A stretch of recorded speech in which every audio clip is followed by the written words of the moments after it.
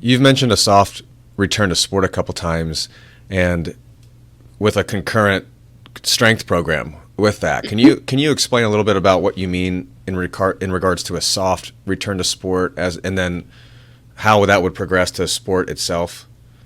Yeah, absolutely. It is slightly different for different sports. So there's certain sports where, like, something like soccer or basketball or lacrosse is nice because you can literally just cap it at minutes.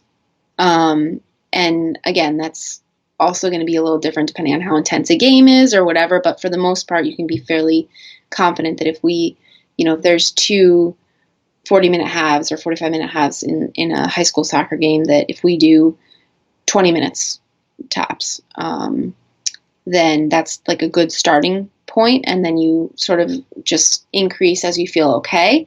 And then for things like football, it could be number of snaps. For volleyball, I think there's number of I don't know how they exactly sub in or out or whatever, but matches per se, like every time they switch, the you come off type thing. So those are sort of some of the strategies I've used with my athletes thus far. Usually it's either a time or a snap or match of sort involvement.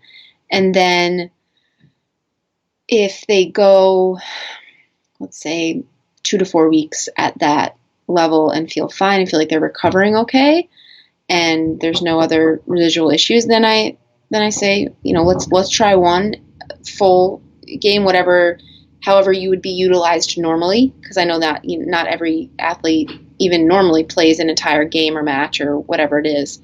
And then we go from there. But that's kind of what I mean by soft return, is usually we'll limit minutes, reps, sets, matches, whatever that is.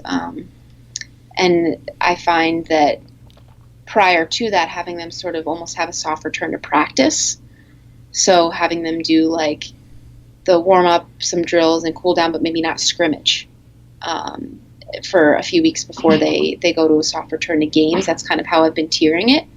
And I've had pretty good feedback and results as far as feeling ready to go back to like a full game. But we'll see. Maybe 6 months from now, a year from now, we have this conversation. I'm like, yeah, I was totally wrong. But no, it sounds like a logical graded exposure program. I mean, you're modulating frequency and duration and intensity, kind of like what we do with strength training. It's the field sport. There's a lot more variables that go into it just because of the movements are a little bit less predictable and the environment's a little bit less predictable, but it makes perfect sense to me. And I'm assuming whatever movement patterns or things that you're predicting that they're going to have to go through during these practice times or during these periods where they're back on the field, you have developed the qualities in the gym, or you've practiced those things in part, throughout the process, and now you're just basically telling them, we've done all this stuff. Right. Everything that you're going to do on the field or at practice, we've already worked on, and you have the ability, you have the capacity to handle that. Now we're just putting it into a gameplay mode,